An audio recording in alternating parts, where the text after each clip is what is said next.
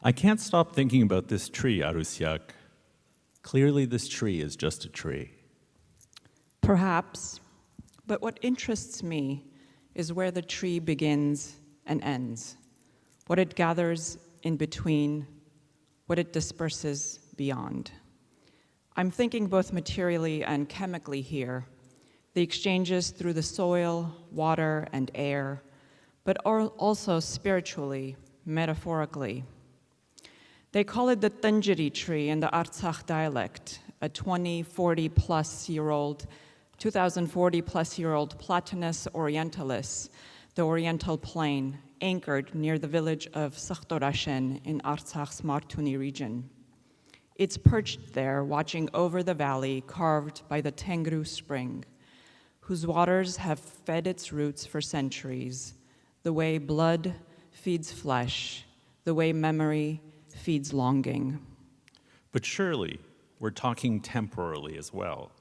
I'd assume that the beginning might be when it's planted. So the question is, can a tree migrate? And what would it look like for it to move? Are we sure it's the same place, space, and the same tree?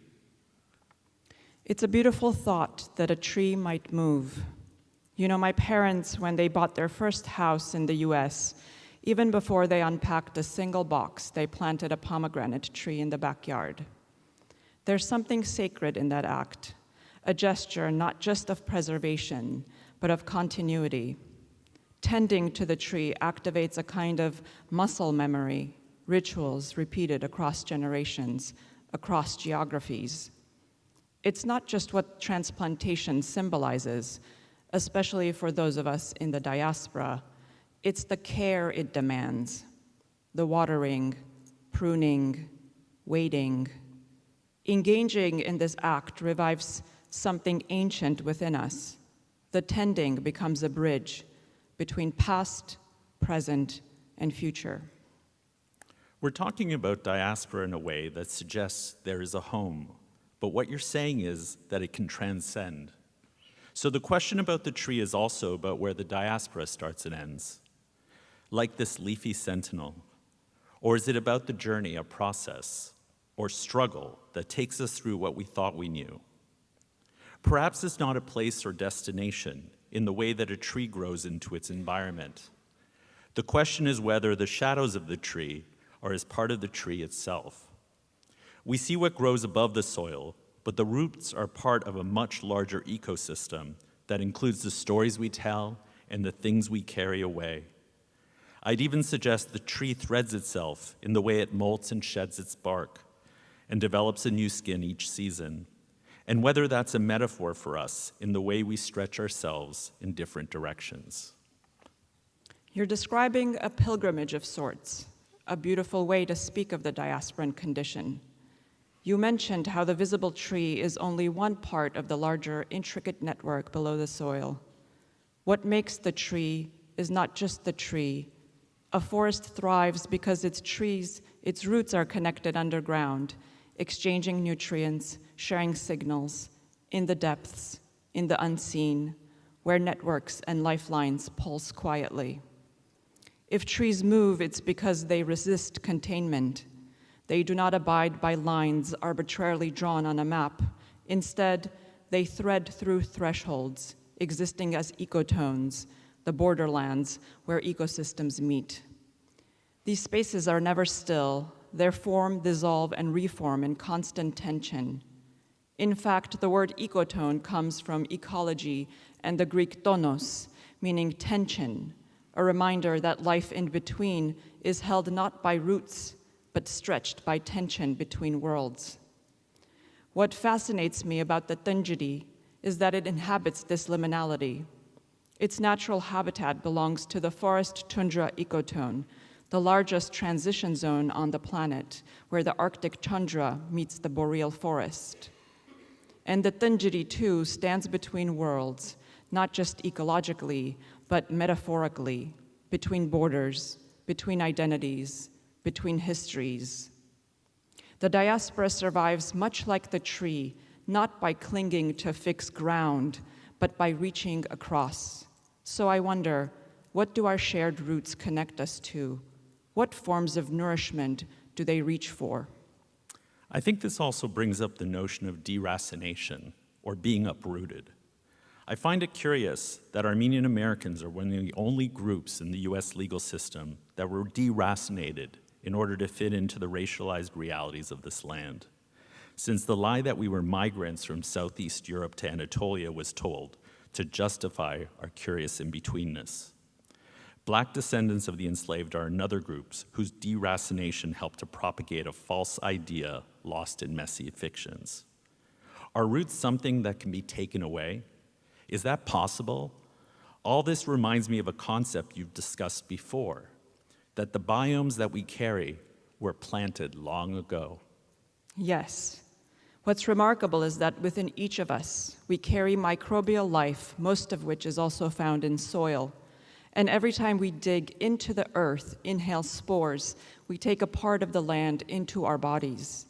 And these biomes aren't just transient, they're passed down through childbirth from mother to kin. In our gut, they say, we carry the microbial life of ancestral soils, proof that roots don't only live beneath the ground, but within us, in the landscapes of our bodies. And maybe if we recognize soil as both ancestor and inheritance, we might care for it differently, especially now that the very ground that sustains us also calls us to set it free. When you say that, I'm also thinking of how many Armenians and others who migrate, when they go to ancestral lands, return with soil or plants, because what are we really retrieving? Or are we saving our ancestors from their loneliness, those we left behind? Is it a mirroring of what we have inside? Is it a form of intuitive knowing, something more? Are we seeing something others don't or can't? That makes me think also of naming, how naming too is a way of planting. My great-grandmother was left in a field of barley during the genocide as an infant. In Armenian, barley is gari. Her mother, who was burdened with 2 other children, had to leave her behind. But overwhelmed with grief, she eventually returned to find the baby asleep among the stalks. She named her Garan, after the field where she had been abandoned and found again. There's a whole lineage of naming kin after lands we were forced to leave behind. My mother, Garine, after the town of Garin, from which my great-grandfather Samson was expunged. Garan San Arnos, after Mount Arnos, which was visible from her village in Ahlat, in what is now present-day Turkey. Naming becomes a way to claim through language what we cannot touch. So I ask, if we recognize that we carry some part of our ancestral soils within our very bodies, could that understanding shift how we see the narrative of loss that haunts the diaspora? Could this awareness instead liberate us? So I come back to the question of the tree. Can it miss us? We began this conversation. My dreams have been unsettled with peculiar ideas, ones that release sensations I've never felt before on unanswered questions. Let me share something I learned years ago, namely that the word diasporan itself has been embraced by Armenians more than any other communities I've encountered who tend to use the word diasporic. We turn diasporan into a noun. Do we recognize in the word a kinship that clings to our steps? Do we connect our agency, our passage to a word? Our joy can settle, our tears can shift and quake, and we're at home inside the land under our feet. Let's breathe together, knowing diasporan is also a shared citizenry, with others who share our journey to the hill just beyond. And let's make new meanings. You know, the Dingiri tree makes me think about time differently. I think it must be where diasporan time resides as well, the way it slips beyond the frameworks we create to contain it. The linear model of time, so deeply ingrained in the Western imaginary, feels too narrow, almost claustrophobic as a model to think through.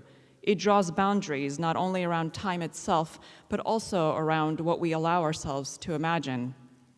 The Dingiri stands at the intersection of myth and memory. It invites us to consider that time may not flow in one direction only, but instead can overlap and coil, folding histories into futures. Maybe that's the gift of the diaspora as well, the ability to hold multitudes. So I wonder about diasporan time. What form does it take? I've always seen our time together under the Tunjiri as a type of silent witness. And whether that silence is more powerful because of those unspoken realities, because our humanity floats beyond rational thoughts and in the acts of survival or triumph that spreads consciousness into a deep relationship that frustrates recorded history. That resonates deeply, especially in these times when we find ourselves bearing witness to multiple atrocities unfolding across the globe, both heavy and urgent, demanding our full embodied presence. Trees are remarkable in this regard. Think about how much the Tunjiri has witnessed in the 2,040 plus years it has been gazing over the same ground. In the US, some trees are designated as silent witnesses by the National Park Service, those that have survived a significant historical event connected to the Civil War, for example, or ones that mark the end of an event, like World War I. And these are now deemed a part of the nation's cultural legacy and carry legal protection as part of this designation. There's something about the way trauma connects us across distances, across differences, across species. And it takes courage, doesn't it, to look at things truly as they are, to choose, like the tree, to not look away. Why do you think so many of us fear looking at trauma? I think it goes back to the shadows. Trauma holds what we've had to hide in order to survive. There's no place for trauma in a world that demands productivity above all else, but trauma holds power of its own. It's a force that pulls others who also belong to the shadows into its orbit. There's a strange beauty in that solidarity. But for trauma to hold this power, it must be grieved, it must be healed. But how? This pain can also be an unburdening. The discomfort of undressing a wound and leaving something behind. We feel anxiety and fear when we realize that some skins are meant to dissolve with time. Aroussiak, do you hear that bird? That's exactly what the Tunjiri teaches us. As it sheds its bark, the very bark decomposes into the soil, feeding the roots, delivering nutrients. Shedding is not abandonment. The tree thrives not in spite of shedding, but because of it. Before there was soil, there was only rock as life began in the sea. And as marine plants migrated to land, where they withered, decayed, and decomposed, soil was created. Loss is not an ending, it's a continuation, a process of transformation that sustains life, feeding what's meant to come next.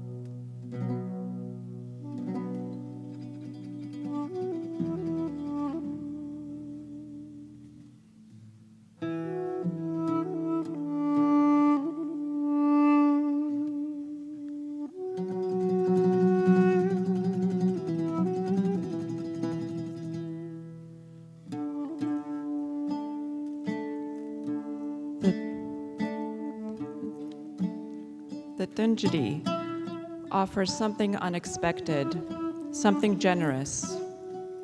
It opens itself up, inviting us inside.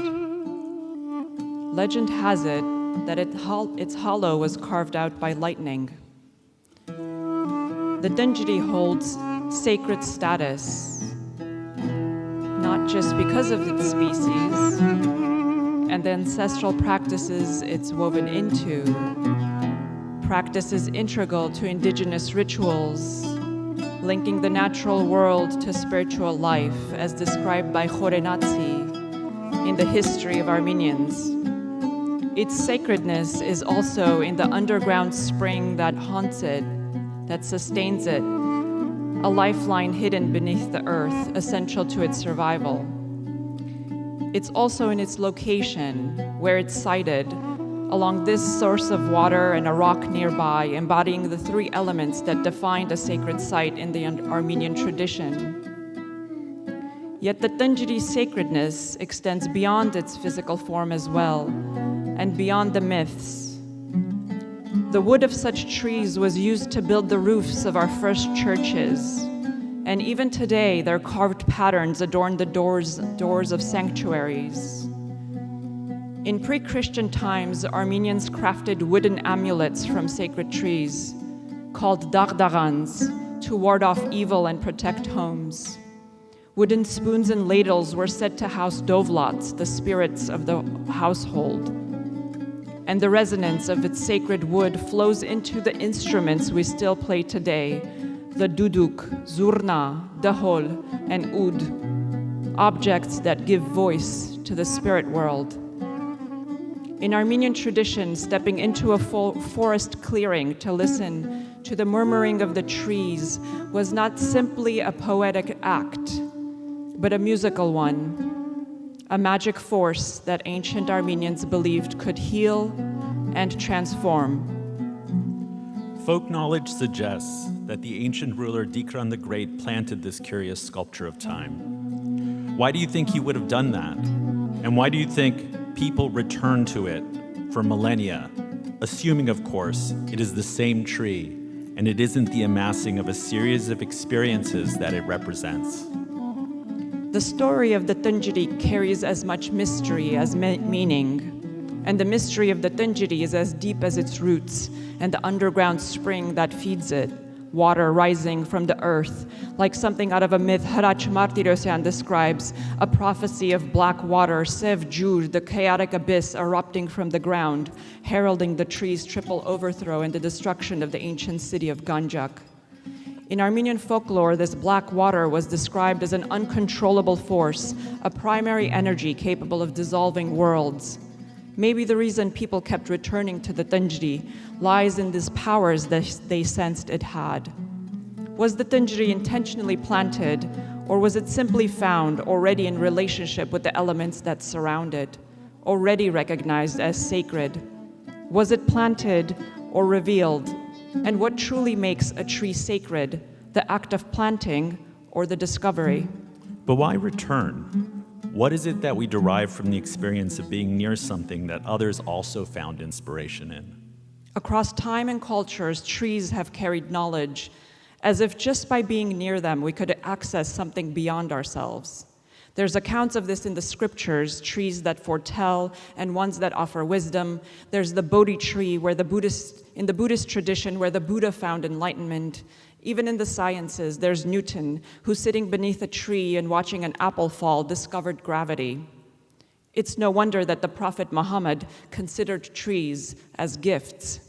And in our own story, this tree, the Tunjidi, has been visited across centuries by figures like Mesrop Mashtots, the inventor of our alphabet, the historian Movses Khorenatsi, musician and poet Sayat Nova, and novelist Raffi. There's something about being in the presence of a tree that opens a portal, one that extends beyond geographies, generations, beyond the self. Recently, I went looking for the great plane tree in Central Park, an artificial green island in the land Lene Lenape called Mannahatta. At first, I saw another tree of the same species close by, and I thought it felt grander than the one I was looking for. It occurred to me, what if I identified this tree as that more storied one? And what was it I was looking for in the great tree to experience, because I thought this other tree looked even more majestic than the one I looked for? And did that represent a migration of an idea? The earliest Greek philosophers often sought out plane trees because of the shade they gave. They lined the Platonic Academy in ancient Athens, where our ancestors sat and dreamed. The physician Hippocrates is said to have made this famous oath and treated patients under the same type of tree. So the tree, its utility, is often because it shields us from the sun, creating a space anew. This reminds me of how in the Armenian language the words for different species of trees like the poplar and the plane tree intertwine. Both trees are known for their quaking leaves, and in some dialects they share the same name. It's as if the rustling, the sound of its movement, is deemed more important than the tree itself.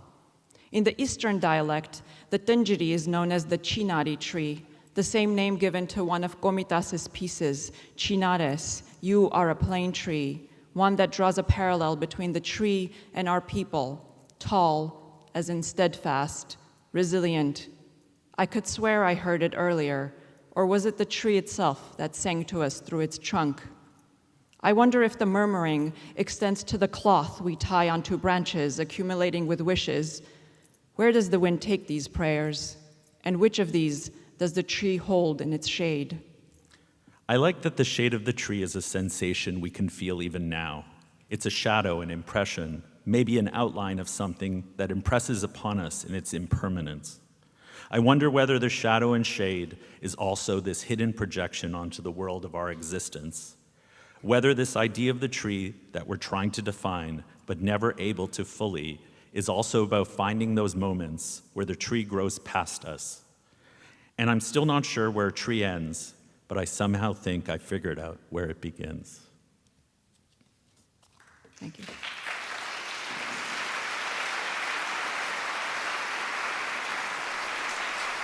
Thank you, Dr. Gabrielian and Hrag Vartanian. We'd also like to take a moment to thank Raffi Wartanian on the oud and Armen Adamian on the duduk.